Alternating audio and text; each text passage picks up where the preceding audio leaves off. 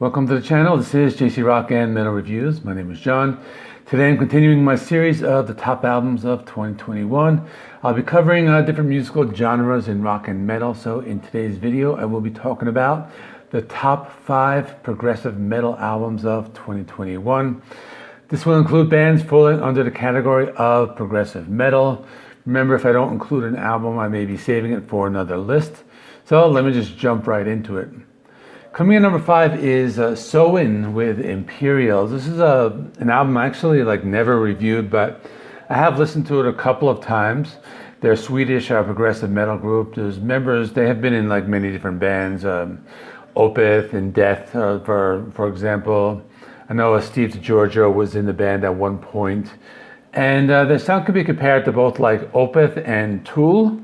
So they're very heavy, they're very melodic. And the songs are very complex and progressive. So, for example, the opening track, Lumerian, has some really heavy, complex riffs and kind of reminded me of that early Opeth. So if you do like that type of music, Opeth has kind of changed their sound since the early days. So if you like that, check it out. It does have the clean vocals, and this is where they sound a little more like the band Tool. So the vocals kind of a little more reminiscent of Maynard from Tool. Another good one is called Deceiver. This one is a guitar riff, kind of moves at a fast pace, and it has the clean vocals. Lots of complex drumming in this one. Dissident, another one, reminds me of Opeth, but Opeth from the Ghost Reveries album. And also has a slightly more alternative rock vibe, so they do kind of mix in that. And they do it very well, so it's a really good album, and it's one of those albums that kind of grows on you after repeat listens. I think I didn't review it at first because I didn't really like it at first, but one of those that does kind of grow on you. Coming in number 4 is Liquid Tension Experiment 3. This is the one I have on CD. And pretty decent album. It's guys from Dream Theater mostly. So we have Mike Portnoy, who left Dream Theater. There's Jordan Rudess, he's in Dream Theater, I think. John Petrucci's from Dream Theater. And Tony Levin, he actually played with King Crimson and LTE3. This is the first album in 22 years. It was Liquid Tension Experiment 1 and 2 were released, I think, in the late 90s. And like all the albums, it's all instrumental. And this is the CD. It has the bonus disc of improv versions of the songs. Some pretty good stuff.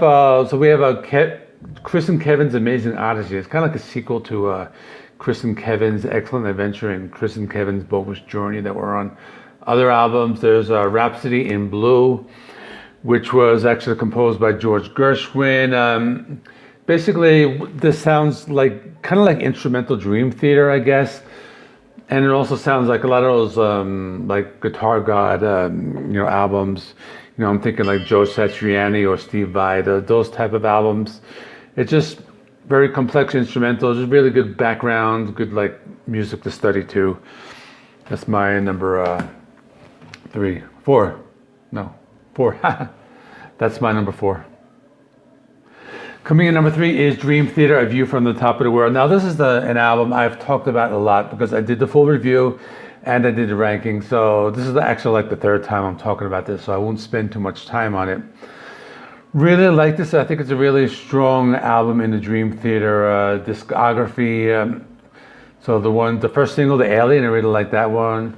Sleeping Giant, really great riffs on that one. Transcending Time, that's a really great complex song. And Awaken the Master, I really like the heaviness of that song. And this is just one of those albums that's just really great, and it is worth a mention. Coming in number 2 is Between the Buried and Me with Colors 2.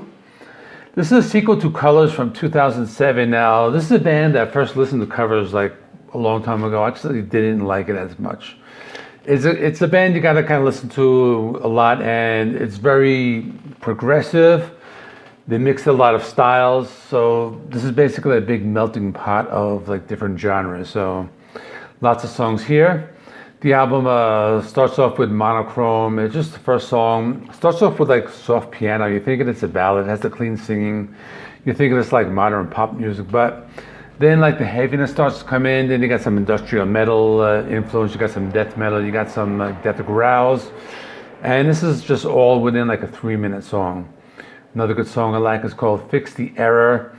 And this one brings in some classic rock elements, kind of has like an organ sound and a bass riff. I'm thinking of something like early Black Sabbath. But the song is very fast and kind of gives me like a punk rock vibe. So they do mix in a lot of different genres, even add some like jazzy organs and some cool drum solos. Another one I like called Stare Into the Abyss. This one is kind of like, starts off slow with like an atmospheric piano intro, but then you got the heavy guitars, you got the clean singing, and this one gets a little calmer than the other ones. You know, you kind of get a break from all the madness with this one, but there are some extreme metal elements, but they are kind of brought in like towards the end of the song, and it's only a 4-minute song anyway, but these songs are like very dense. There's like a lot going on. So anyway, so that's it. Number 2 is Between the Buried and Me, and my number 1 is Mastodon with Hushed and Grim. This is an album, some people didn't like it, some people love it.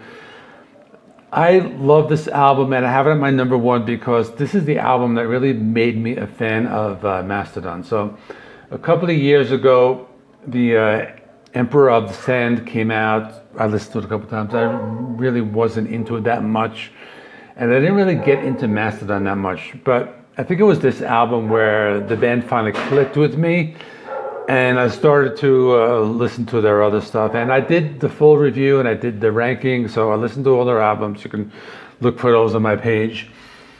And this is just a really good album. Also, it's a double album, and usually like double albums, like sometimes, you know, you think there's some good songs, some filler. I think all these songs are really good.